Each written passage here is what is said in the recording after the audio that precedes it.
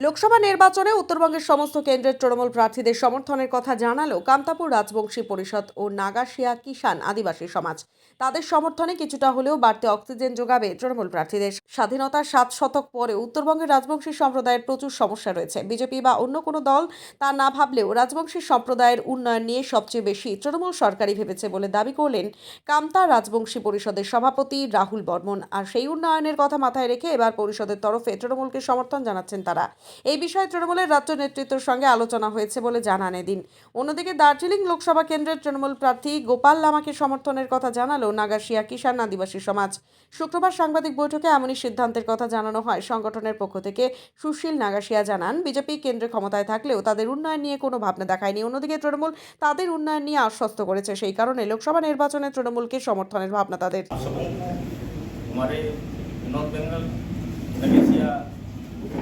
किसान आदिवासी समाज की तरफ से सबों को हार्दिक प्रणाम एवं गोड़ लगे। हम लोग आदिवासी नगेसिया समाज जो दार्जिलिंग डिस्ट्रिक्ट के हैं, सिर्फ यहाँ दार्जिलिंग डिस्ट्रिक्ट के लिए हम के लिए ही बात करने के लिए आए हैं। और पूरे हमारे नॉर्थ बंगाल में जितनी भी नगेसिया समाज है वो प्रताड़ित किए जा रहे हैं। पिछले 15-20 साल से देख रहे हैं हम लोग कि हमारे हिल में और तराई में जितनी भी आदिवासी नगेसिया समाज है सबों को इग्नोर किया जा रहा है। विशेषकर हम लोग को कोई विकास के लिए कोई कार्य नहीं कर रहा है। दिख रहे हैं जब सर्वप्रथम आए थे यहाँ पे जसवंत शर्मा जी, उसके बाद अबू वलिया जी, राजू जी, इलेक्शन निकल जाता है प्रॉमिस तो बहुत कुछ कर जाते हैं और डबल इंजन पे सरकार का भी घोषणा करते हैं, लेकिन इलेक्शन निकलने के बाद कोई हम लोगों का सूद लेने के लिए कोई पूछने तक के लिए नहीं आता है और ना ही हम लोग का कोई विकास के लिए उन्होंने कोई बोर्ड बनाया है। इसलिए हम लोगों ने देखा कि यहाँ पर ममता दीदी ने जो कार्य कर रही है हमारे पूरे नॉर्थ बंगाल के लिए एक अलग से उन्होंने एक घोषणा भी की है और आदिवासियों को हमारे समाज को उठाने के लिए भी उन्होंने बहुत प्रयास कर रही है। उनका यही कहना भी है कि आप लोग का डिमांड क्या है, जब तक अपनी समस्या को नहीं बताएंगे आप लोग तो हम आप लोग को देंगे क्या।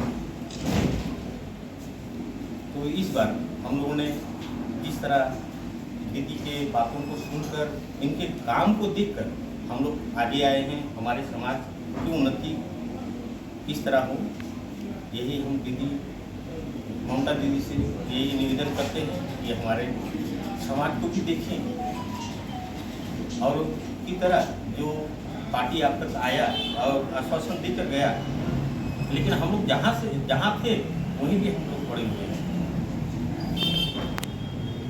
पूरे हमारे दार्जिलिंग डिस्ट्रिक्ट में लोकसभा क्षेत्र में ही हम लोग 70 से 75 हज़ार नगेसिया मेंबर हैं, उसमें हमारा 35 से 40 हज़ार वोटर है, लेकिन सिर्फ हम लोग को वोट बैंक ही समझा जाता है आप तक, लेकिन अब ऐसा नहीं होगा। हम लोग अभी समझ चुके हैं जो डबल इंजन की सरकार को हम लोग कभी भी उस पार्टी को वोट नहीं देंगे और उनको छोड़कर अभी दीदी का हम लोग हाथ मजबूत करेंगे। तो लास्ट लोकसभा इलेक्शन में आप लोग का सपोर्ट क्या बीजेपी की तरफ था? बिल्कुल, 15 साल से तो हम लोग बीजेपी को ही हम लोग वोट दे रहे हैं, लेकिन वोट निकल जाने के बाद कोई हमसे पूछने तक नहीं आता है आप लोग का क्या समस्या है। हम लोग कितना वोट है? हम लोग का दार्जिलिंग डिस्ट्रिक्ट में ही लोकसभा क्षेत्र में ही हमारे 32 से 35 हज़ार वोटर हैं। तो इस बार एमपी ने आप लोग के साथ कांटेक्ट किया बीजेपी की तरफ से? जी, जो इस समय प्रत्याशी हैं गोपाल लामा जी, इन्होंने हम लोगों से संपर्क किया है और हम लोगों ने उनको अपना बात रखा है, अपनी समस्या रखा है और उन्होंने जब सरकारी कर्मचारी थे तभी से उनका एक लगाव रहा है कि आदिवासी लोगों को मदद करने का, और उन्होंने करता ही रहा है। आप तक भी पहले तो करते थे, लेकिन आप भी हम लोग को एक मार्गदर्शक के रूप में उन्होंने काम किया है। जो आदिवासी विकास परिषद है इसके साथ क्या आप जुड़े हुए हैं? देखिए, आदिवासी विकास परिषद सर्वप्रथम जब आया था उस समय तो जुड़े हुए थे, लेकिन सब अभी कहने से कोई वो सब आदिवासी विकास परिषद बोले तो एक कटी पतंग की तरह रह गया है, उसका जमीन से कोई लगाव नहीं रह गया है। और हमारे जो नगेशिया समाज का कोई पर्सन किसी पद में नहीं था। ये जो हमारा ममता बनर्जी जब चीफ मिनिस्टर बनी थी उसी टाइम से तो एक एक करके डेवलपमेंट बोर्ड बनाया है, उसी टाइम में आदि विकास परिषद भी हुआ है। उसको तो गवर्नमेंट ऑफ वेस्ट बंगाल से ज्यादा मदद मिला है। तो आदिवासी को क्या करना चाहिए, इसका डिमांड क्या है, ये तो मुख्यमंत्री सीएम को पता है। आप आज उन्हें छोड़ के क्यों अलग करके ये बात बता रहे हैं कि हमारा कोई डेवलपमेंट नहीं है? ये तो पूरे रिकॉर्ड में दर्ज होगा अगर कहीं नगेशिया समाज कहीं उनको कोई ऐसे पद दिया गया हो या उनके विकास के लिए कार्य किया गया हो, ऐसा कुछ नहीं। आज तक हम अपने संगठन चला रहे हैं, अपने कंट्रीब्यूशन से ही चला रहे हैं। कहीं से हमें सरकारी कोई मदद नहीं मिला है, और ना ही हम लोग गुहार भी नहीं लगाए हैं, क्योंकि हमारे ना कोई पहुंच है और ना ही हमारे बात को कोई रखने वाला है। तो गवर्नमेंट ऑफ वेस्ट बंगाल से आदिवासी समाज अभी तक कुछ नहीं मिला। हम लोग को नगेशिया समाज को कुछ नहीं मिला। नगेशिया समाज कुछ नहीं। नगेशिया समाज पूरी तरह वंचित है। अब तक कोई कह नहीं सकता कि नगेशिया समाज के लिए हमने ये कर दिया है। पिछले 15 साल से तो हम लोग देख ही रहे हैं। और जीवन पता है नहीं, इस तरह का कोई नहीं बताया गया है। पहली बार है कि हम लोग पूरे के पूरे क्यों? चुनाव में क्या है क्यों? बीजेपी के समर्थक मेरी तो बात तो सही है, अभी बता दिया कि जी।